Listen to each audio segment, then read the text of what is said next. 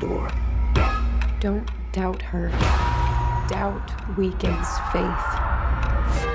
A healing, possibly divine. A girl performing miracles after a visitation from the Virgin Mary. Chicago, New York, D.C., every immigrant. I have read several libraries worth on the supernatural. Hail Mary, full of grace, pray for us sinners, now and at the hour of our death. Faith in evil and power zero. It's the work of the unholy. Yo, halo para penikmat film horor. Akhirnya kita bertemu lagi di channel ini. Di video kali ini, kita akan membahas sebuah film horor yang berjudul The Unholy yang diproduksi oleh Sam Raimi. Film ini mengisahkan misteri dari mujizat yang dilakukan oleh wanita muda yang bernama Alice, yang disebut-sebut telah bertemu dan bisa berkomunikasi dengan Virgin Mary. Namun sebelum masuk ke pembahasannya, untuk kalian yang baru bergabung di channel ini dan belum subscribe, saya sarankan untuk subscribe terlebih dahulu, karena kita akan membahas tentang seputar film-film horor dan kepercayaan masyarakat umum di Indonesia tentang hal-hal klinik.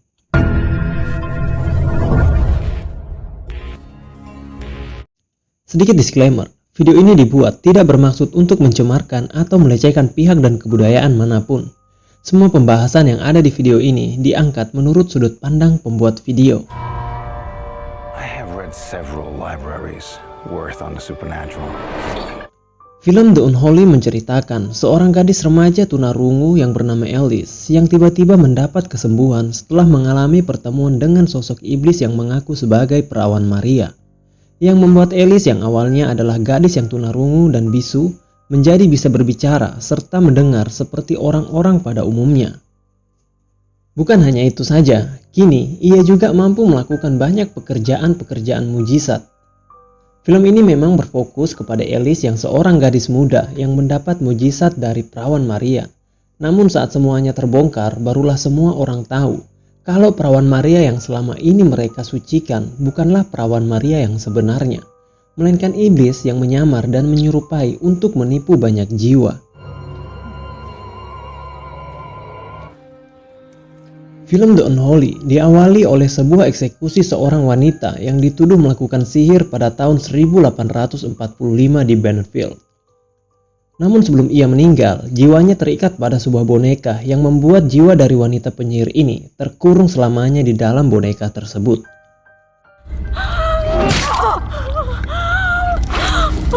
In the name of Christ our Lord and Mary, contain her!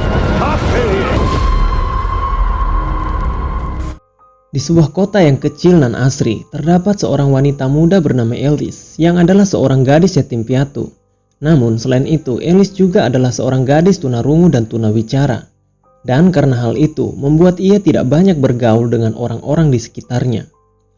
Sepanjang hidupnya, ia hanya menghabiskan waktu untuk mengurus pamannya yang adalah seorang pastor bernama Hagan. Suatu hari, ada seorang jurnalis yang bernama Gary yang sedang mencari berita picisan untuk diangkat ke dalam sebuah media televisi. Kebetulan ia melewati sebuah peternakan yang dimana sapi-sapi sering menerobos masuk ke dalam pekarangan gereja yang dipimpin oleh Pastor Hagan. Tidak tahu mau mencari berita apa, Gary akhirnya memutuskan untuk membahas mengenai jimat peternakan. Setelah beberapa lama Gary berkeliling di peternakan, ia tidak sengaja menginjak sebuah boneka porselen yang sudah usang. Lantas ia lalu mengambil boneka tersebut dan meminta seorang peternak berfoto dengan boneka tersebut untuk diangkat ke dalam kabar berita miliknya. You broke it! February 31st, 1845. Current baby! Yeah, that's good. Where's the fella get something to eat around here? Singkat cerita, saat Gary hendak kembali ke kota di malam hari, Gary terlibat sebuah kecelakaan yang hampir membahayakan hidupnya akibat banting setir setelah melihat seorang gadis menghalangi jalannya.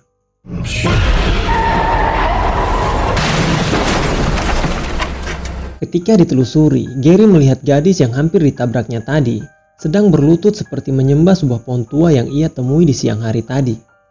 Saat Gary hendak menegur gadis tersebut, tiba-tiba gadis tersebut pingsan di hadapan Gary. Gary yang melihat gadis itu pingsan, ia lantas membawa gadis tersebut ke dalam pastori gereja. Dan gadis itu adalah Alice.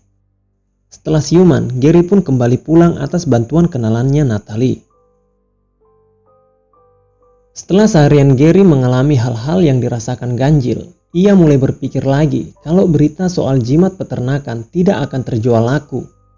Ia akhirnya berencana untuk mengarang cerita dengan mengatakan kalau gadis tunarungu dan tunawicara dapat pulih seutuhnya secara tiba-tiba. Ia berpikir cerita itu akan sangat laris keras. Ternyata berita yang dikarang oleh Gary benar-benar terjadi.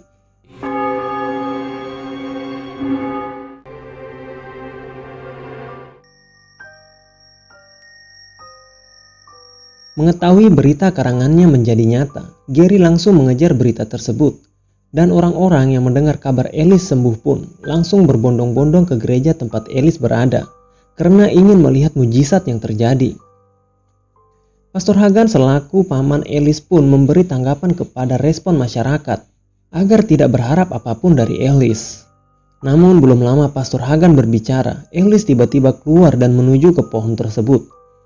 Ia mengatakan bahwa perawan Maria berbicara padanya dan ia akan menunjukkan mujizat-mujizat lainnya.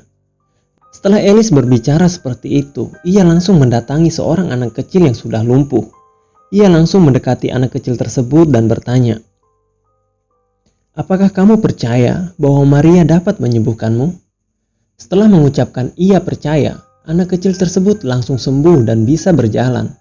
Hal tersebut sontak membuat semua orang terperangah dan semakin percaya bahwa Maria benar-benar menunjukkan mujizatnya.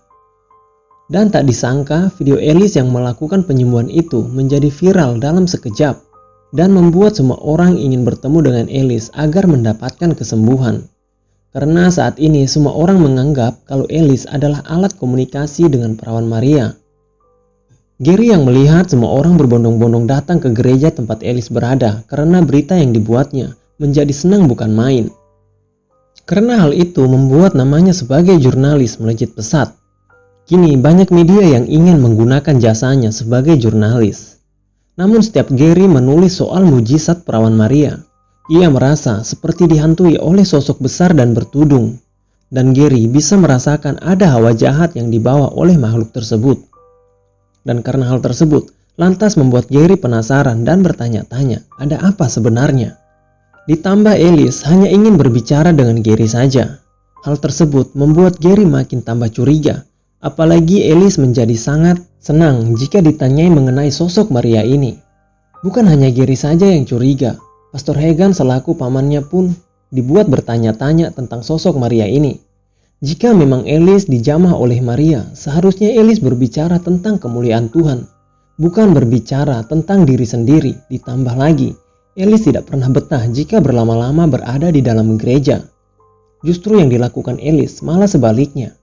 Ia selalu mengarahkan semua orang ke pohon tua tersebut agar mendapatkan kesembuhan. Setiap hari, Alice menjadikan pohon tua itu sebagai sarana untuk khotbah dan melakukan pekerjaan-pekerjaan ajaibnya. Seolah-olah Alice ini menyuruh orang-orang untuk menyembah penghuni pohon tersebut.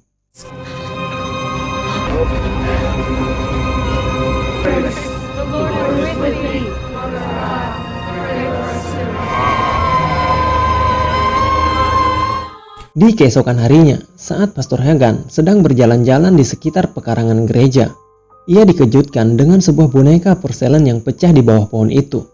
Pastor Hagan lantas teringat tentang cerita turun-temurun di zaman dahulu, di mana ada seorang penyihir jahat yang bersekutu dengan iblis untuk menyelakai orang-orang di zaman itu. Dan karena hal itu, yang akhirnya mengundang perhatian beberapa orang pastor untuk melakukan eksorsisme atau pengusiran roh jahat yang ada dalam penyihir tersebut.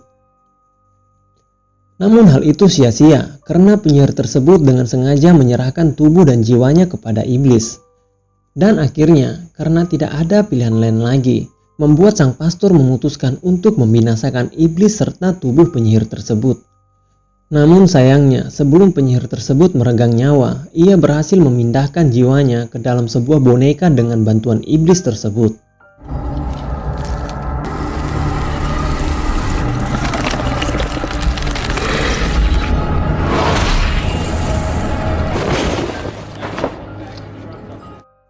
Meski mengetahui cerita itu, Pastor Hagan masih agak ragu untuk menyimpulkan dengan cepat. Sampai akhirnya ia mengetahui kebenarannya, bahwa yang menjamah Alice bukanlah perawan Maria yang asli, melainkan iblis yang mengaku sebagai perawan Maria untuk menyesatkan manusia. Namun naas, belum sempat Pastor Hagan memberitahu kebenaran tentang sosok iblis yang mengaku sebagai perawan Maria itu, ia harus meregang nyawanya oleh iblis itu. You discovered the truth. Do you actually believe you could stop me? Satan.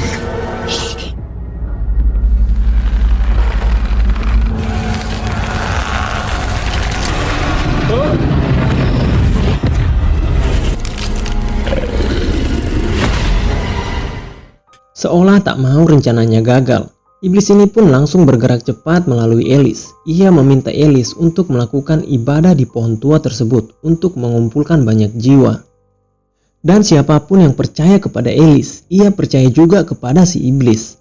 Dengan begitu, akan ada banyak jiwa yang bisa disesatkan.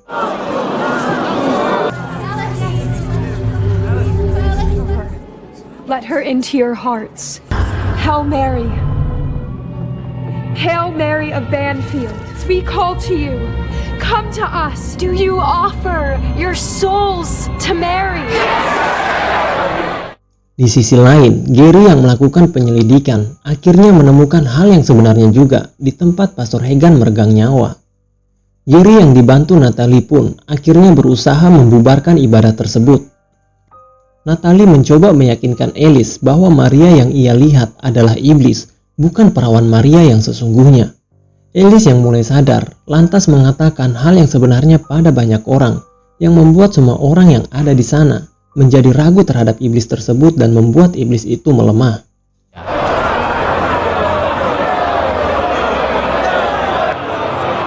Trust me. You have to stop these people from... Listen to me. Finish. Mr. Fenn is telling the truth. Mary isn't real. Dalam ilmu demonologi sendiri menggambarkan betapa besar kuasa yang dimiliki oleh iblis atau setan ini dalam melakukan pekerjaan menyesatkan. Dalam scene saat Alice melakukan pekerjaan ajaibnya yang menyembuhkan anak yang lumpuh misalnya, di mana dalam scene ini sang iblis mampu menyesatkan banyak jiwa dalam waktu yang tergolong singkat. Karena saya yakin kalau iblis ini bukanlah sosok biasa. Sederhananya, tidak mungkin mereka para iblis ini menentang Tuhan jika mereka tidak memiliki kekuatan yang besar. Mungkin muncul pertanyaan di kepala kalian, jika iblis memiliki kuasa dan kekuatan yang besar, kenapa ia tidak langsung melawan Tuhan saja dan kenapa harus menyesatkan manusia? Perlu kita ketahui, meskipun iblis ini memiliki kekuatan dan kuasa yang besar, tetapi kekuatan dan kuasa itu tidak lebih besar dari kekuatan dan kuasa Tuhan. Jadi dalam upaya untuk melawan Tuhan, iblis menyesatkan manusia, menjadikan manusia sebagai alat untuk berbalik melawan Tuhan. Karena sejak awal mula manusia adalah ciptaan yang sangat dicintai oleh Tuhan. Jadi iblis menyesatkan manusia untuk menyedihkan hati Tuhan. Manusia adalah makhluk yang begitu rapuh. Dan dari kerapuhan itulah iblis menyusup masuk untuk memanipulasi manusia. Dan lagi, kalau cara iblis menyesatkan manusia ini sangatlah beragam. Bahkan iblis mampu menunggangi kebenaran untuk menyesatkan manusia. Bahkan ia mampu mengaku sebagai Tuhan dan melakukan pekerjaan-pekerjaan ajaib. Seperti perkataan Pastor Hagan di film ini, di mana ia mengatakan, ketika Tuhan membangun gereja, iblis akan membangun kapel di sebelahnya. Jadi berhati-hatilah kepada siapa kamu berdoa.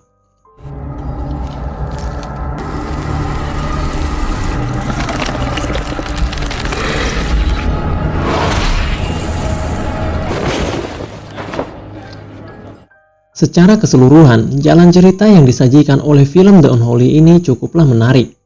Namun untuk penggambaran sosok iblisnya, terkesan seperti kurang serius dan kurang tepat. Layaknya seperti film-film klinik yang marak di Indonesia, yang selalu mempresentasikan setan yang berkuasa, setan yang menakutkan, seolah-olah seperti menggiring manusia harus takut akan setan. Apalagi ditambah hadirnya para detektif-detektif supranatural di sosial media yang sangat mengada-ada, yang selalu mempresentasikan sosok setan ini adalah sosok yang menyeramkan dan seolah mengajak kita untuk tunduk terhadap sosok setan ini. Saya lebih setuju kalau sosok iblis atau setan ini digambarkan bukan sebagai makhluk yang jelek dan menyeramkan, tetapi sebagai makhluk yang begitu agung, terang, anggun dan menarik, dengan mulut dan mata yang menyorot licik, dan dengan terangnya itu ia akan mampu menipu manusia untuk ikut dengannya. Bukan melulu tampil sebagai sosok yang menyeramkan. Dan manusia juga tidak diajarkan untuk takut atau tunduk akan kuasa setan, karena setan hanyalah makhluk ciptaan yang tidak akan bisa melampaui sang pencipta. Meski setan itu mungkin menakutkan dan mempunyai kuasa, tetapi setan tetaplah makhluk ciptaan Tuhan yang ingin menjadi seperti Tuhan. Tuhan dengan segala kuasa dan kebesarannya, iblis dengan segala kelicikan dan tipu dayanya, dan manusia dengan segala kerapuhannya. Saya Bang Ber pamit undur diri, mohon maaf jika ada kata yang salah. Jika ada yang mau dikoreksi, tinggalkan itu di kolom komentar. Terima kasih sudah mau menonton video ini, sampai jumpa di video selanjutnya.